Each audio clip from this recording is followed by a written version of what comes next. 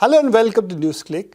We are now going to cover COVID-19 issues as a part of our larger health coverage and possibly a part of our science discussions, which we hold nowadays at not very regular intervals.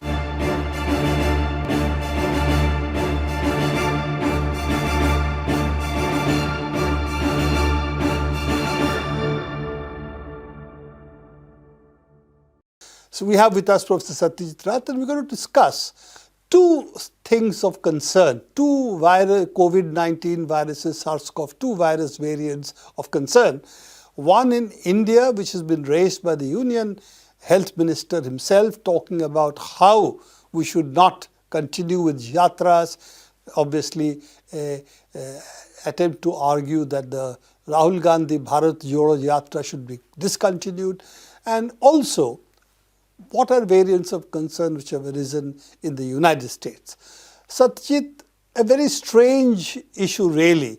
Suddenly the health minister asking Yatra to be stopped when, if you remember, that we had the full election campaign in full flow in Bengal at a point of time where the Delta wave was pretty strong, in fact peaking at that point, and huge numbers of people were affected. Now, if you look at the COVID-19 numbers, they don't seem to be of any significance. We don't see that kind of pressure in the hospitals anywhere. And in fact, with these kind of numbers, it has created an unnecessary panic in the people, suddenly saying, oh, COVID has come back, when actually we don't see any signs of that. Well, absolutely. There are layers to this peculiar situation that it might be interesting for our listeners to think about. Firstly, let's consider the issue of variants. We've been saying for the past 3 years of the pandemic that virus variants arise and that different variants at different times become prominent in the community as they compete with each other for transmission. Because variants arise from pre-existing variants, there are lineages of variants. There are families of variants and there are lineages of variants. So the current variant landscape, the world over, appears to be almost entirely descended from the so-called Omicron variant that the world began seeing about a year ago, a little over a year ago. But within that Omicron family, now there are large numbers of variants, descendants of variants, descendants of descendants, and so on and so forth. Branching continuously. Branching families of variants continuously. There are two issues that are important for us to keep in mind when we think about what variants mean for us. Firstly, variants succeed in competition with other variants because they are more transmissible. But there are two separate reasons why they may be more transmissible. The first is that the variant sticks to cells more tightly. The variant is not as easily killed off by our body enzymes and so on and so forth.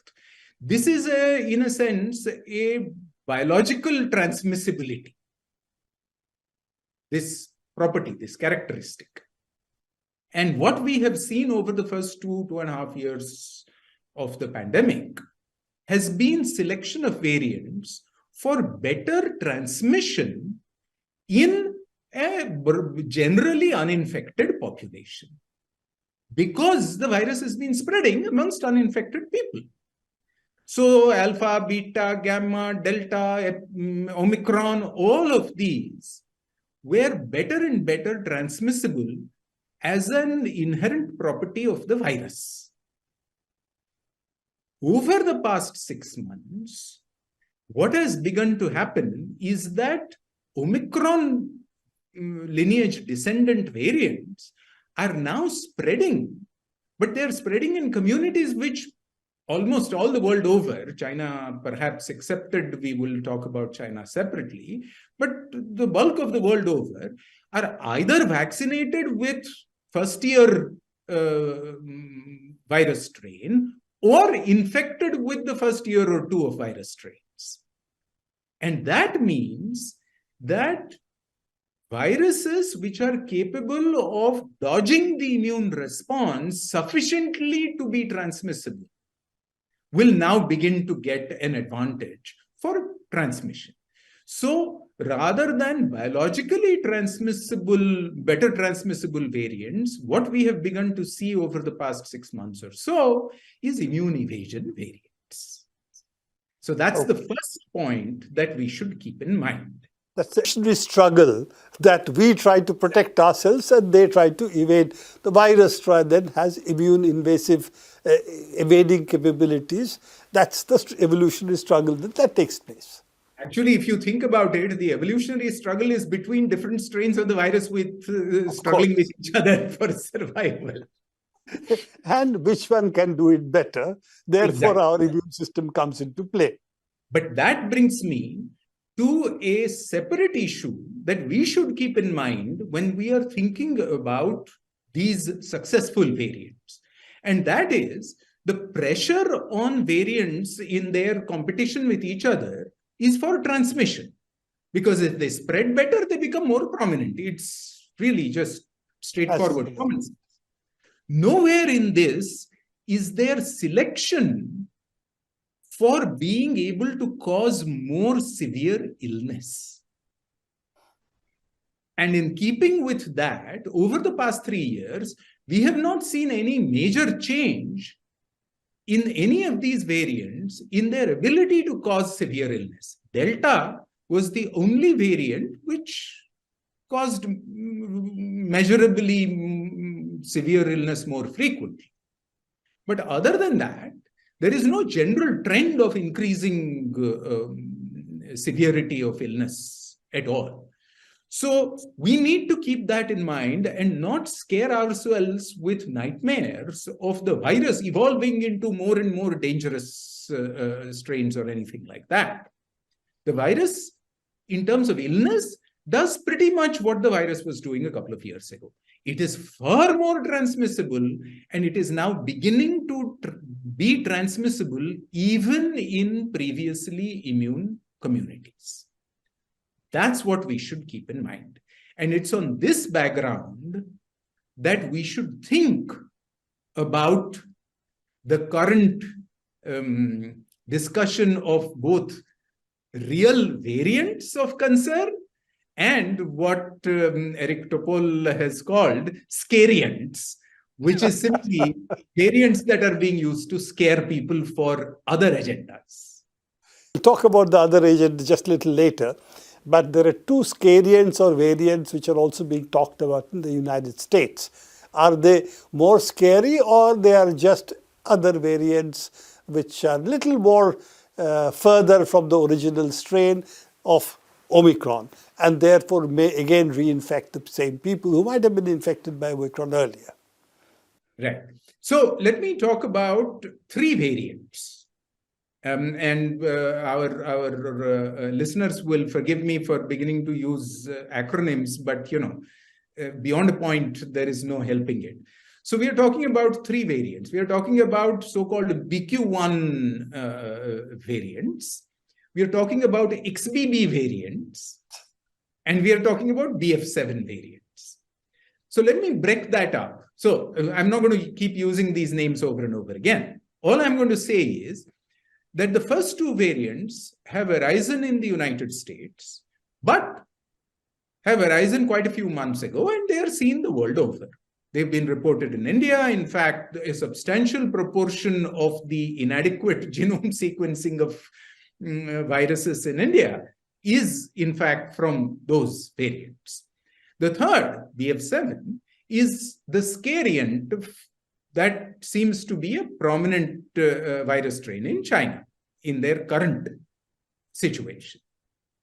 Now, we should keep in mind that as lineages branch further and further, variants will undergo more and more selection. So in general, variants that arose early with fewer changes will be less successful than variants which have emerged into communities with many more changes. Okay. That's not a mathematical equation, but it's a reasonable argument. Assumption. From that point of view, the so-called China prominent variant is actually an older variant with fewer changes than the American variants of concern currently, which are both variants which have many more changes than the Chinese variant seems to have. All of this information is a little shaky because it's based on sequence comparisons that are not always completely perfect, but even so.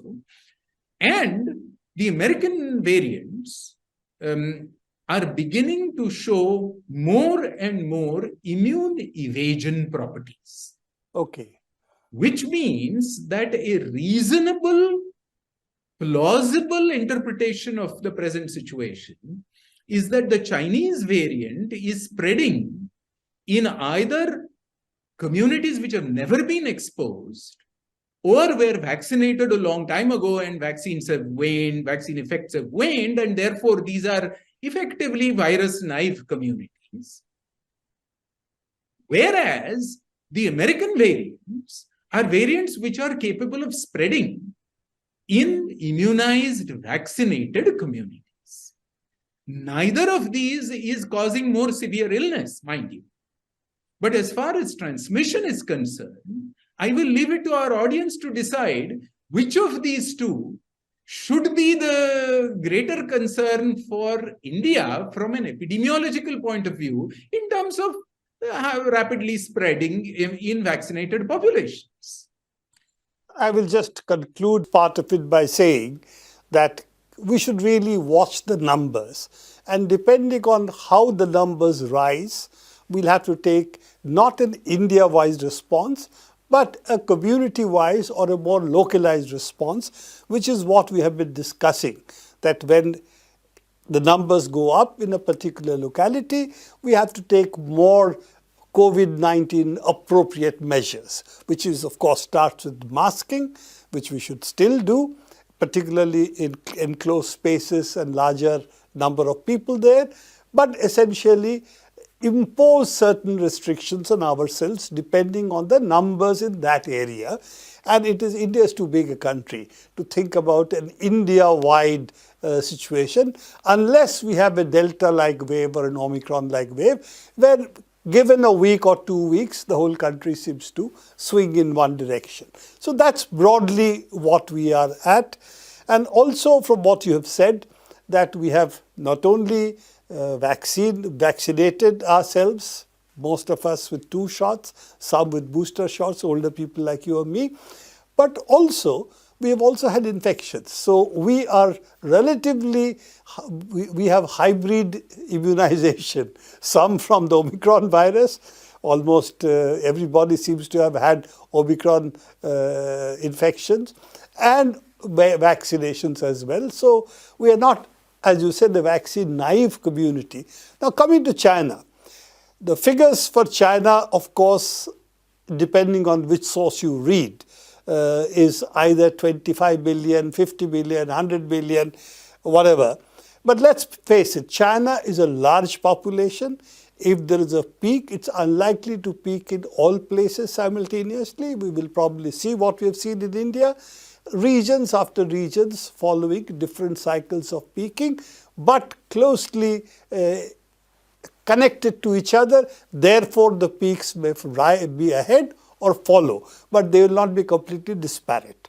So you do expect a countrywide peak if you add everything, but that peak is really a summation, as you have said on a number of occasions, a number of independent peaks and valleys put together. The numbers in China are by all accounts high because we have different local reports of senior officials in the Chinese government saying in my region it's 1 million per day. So numbers are high. So we are not going to say numbers are very low. They are 4,000, 5,000. They are not. They are in millions. So given that, we would expect that since different regional heads now are giving statements, 1 million, 2 million per day kind of figures, we would expect the figures to be really high. Probably Beijing and Shanghai was earlier than others. Other regions are now catching up.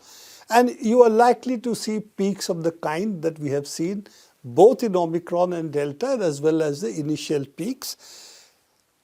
China is a large country. We are just about edging them out in population numbers, but the population numbers are very big.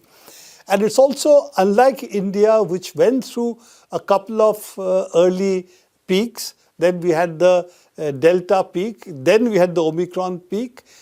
It's a relatively vaccine-only immunity, and otherwise what you would call it's a virus-naive immunity. That seems to be, I'll leave Satyajit to elaborate on these two issues, that we should expect a large number over there. That's expectation.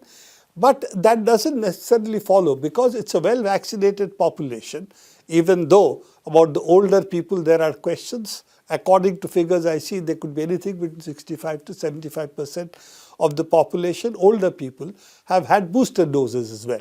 Otherwise, they seem to have their vaccine rates are highest in the world, probably followed by countries like India. The US is probably among the advanced countries, the lowest in terms of both the vaccinated as well as the booster dose. So given that, what is your expectation of the course of what is likely to happen in China?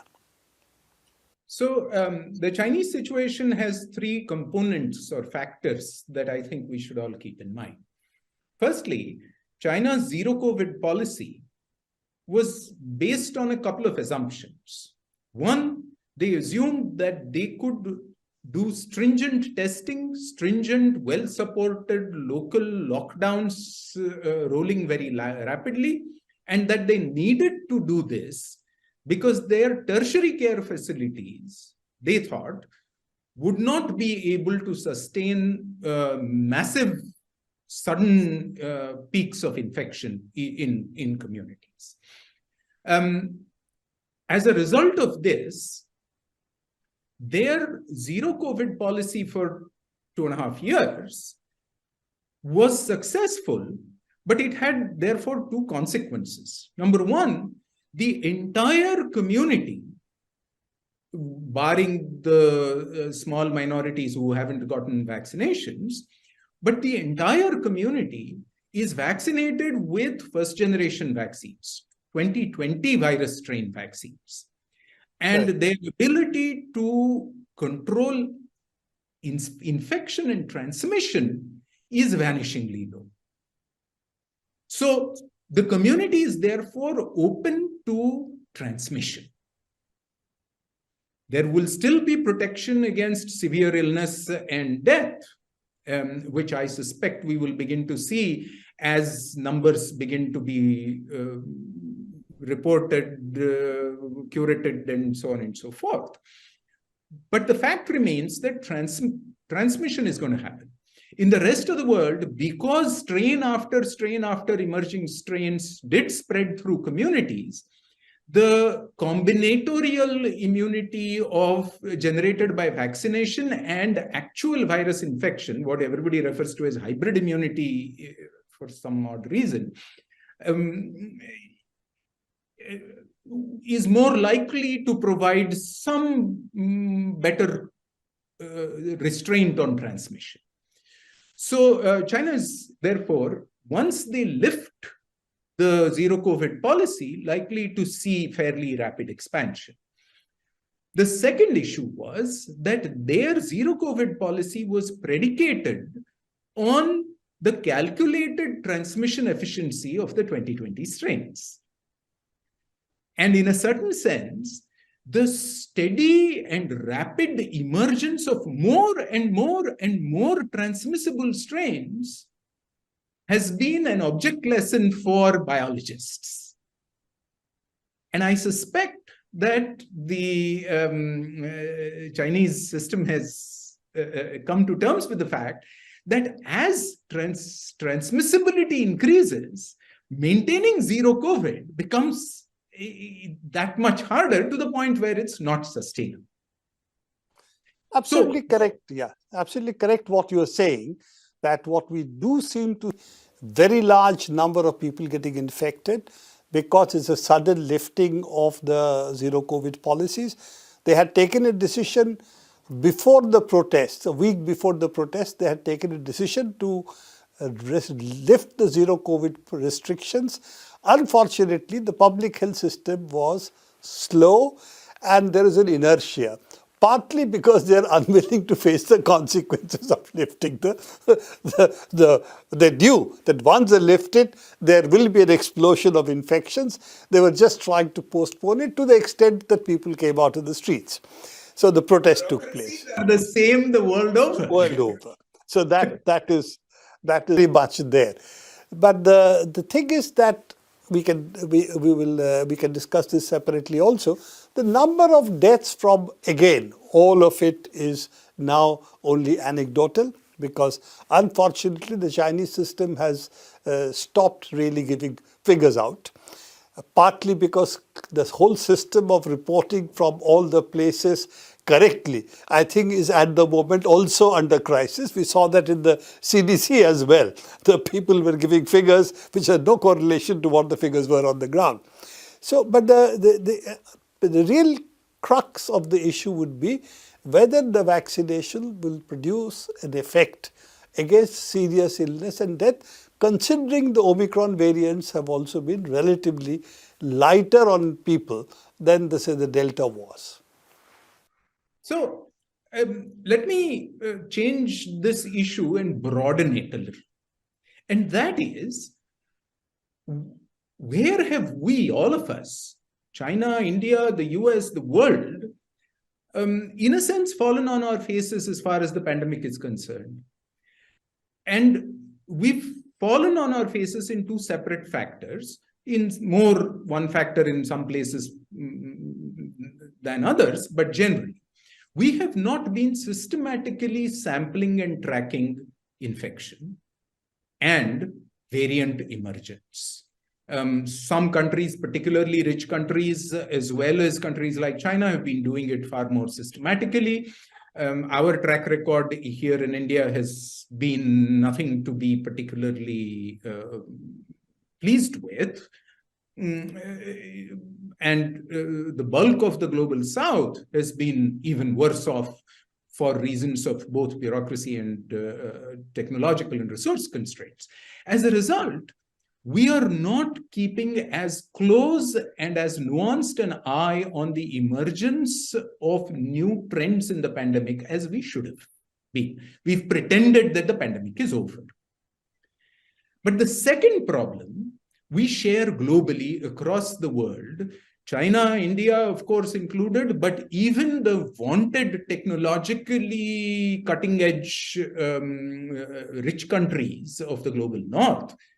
And that is, we have not put in place a steady pipeline of generating new generation vaccines, testing them safely, rapidly, and deploying them as regular booster doses in conjunction with surveillance, so that as new variants emerge, our continuing vaccination patterns should be only one step behind the emerging new variants, rather than 10 steps behind the emerging new variants. And this, all countries across the world have fallen short of. And it's particularly distressing because with the influenza vaccination network, we had a perfectly good model, as we've discussed here earlier in past months and years, of how to do this. And instead, we've just chosen the world over as communities to bury our heads in the sand and pretend that the pandemic is over, and therefore that there is going to be no COVID anymore. Two quick questions to you out of this. Really one conclusion and one question. One quick conclusion is that we should have prepared ourselves for the new variants, which are clearly emerging, and we knew that, and therefore done with the virus by vaccine manufacturers what is being done routinely with the influenza vaccine. And there is a global program. Replicating that with the vaccine manufacturers would not have been difficult. The problem, of course, is that a few vaccine manufacturers say, and this is really my question to you, few vaccine manufacturers claim, which is repeated in American mainstream articulate opinion, that the mRNA vaccines are the best, and China has old-fashioned vaccines, which had also been, India has partly because of the, as you know, one of the vaccines is the same kind. But that the most advanced vaccine are the mRNA vaccines, and that is what the whole world should be coming and getting from the Americans. This is the rough sum total of it. Even the adenovirus vector vaccines are sort of airbrushed out of the scenario, though, you know, India has had also the largest number of, I think, Oxford vaccine, as you like to call it, so which is what the Serum Institute has been using in India. So, question number one. Are there significant differences between what each of the vaccines are when it comes to protection? Because Omicron seems to have not bothered about what vaccine you have used, but the seriousness of the illness has been only seen amongst people who have not been vaccinated, largely, of course, no exceptions aside. So this whole argument is that this great mRNA vaccine should be only used, which cost about 20 times what the other vaccines cost, at least in India. Does it have any substance? And B, that what we are seeing in China, for example, if that it follows what we have seen in India, that you will have a very large number of infections, but compared to the number of infections, the number of deaths will be much lower. It doesn't mean, therefore, deaths will be in absolute terms low, because you're really talking of very large numbers, and it will depend upon how the hospital system can handle it, which is what we have always discussed here. The question is not the infections are more serious. The question is, can the hospitals take care of that? That's really the issue. Absolutely. So, as far as different vaccine platform and the commercially competitive claims being made for that, to a certain extent commercial, there is some basis to those, but it's not free of commercial interests. Let me lapse into Hindi. भैया पानी नहीं है नदिया में और गगरिया का आकार लेकर झगड़े फसाद कर रहे हैं. Why are we discussing vaccine platforms when what we needed was a rolling pattern of generating new vaccines with new strains? We've been doing that. It's not that nobody's been doing that. People have been doing that. People were doing BA 1.5, people were doing this, that, and the other. But we needed a global, systematic approach with sets of rules that the world will follow, and into which any vaccine platform that provides a new generation virus strain vaccine could have been seamlessly plugged in. And if that had happened, this entire argument about we have to have mRNA vaccines would have, in a certain sense, lost its intensity and focus. Number one. Number two, okay, let's admit for the moment that the mRNA vaccines generate higher levels of antibodies and so on and so forth. Sure, these are real numbers. Has there been a global commitment to convert that technology into openly available, enthusiastically transferred technology? No. So, forgive us for being skeptical about the commercial components of this debate. Let me make a final point. There is an Indian mRNA vaccine. Yes. That mRNA vaccine, unlike the American and the German mRNA vaccines, does not require minus 70-degree storage. It's a licensed vaccine.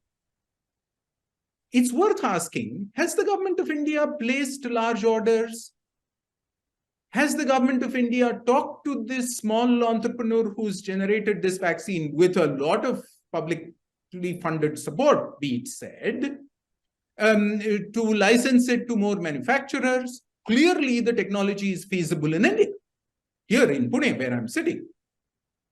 So it's not even as if the technology is some unachievable technology for the global south.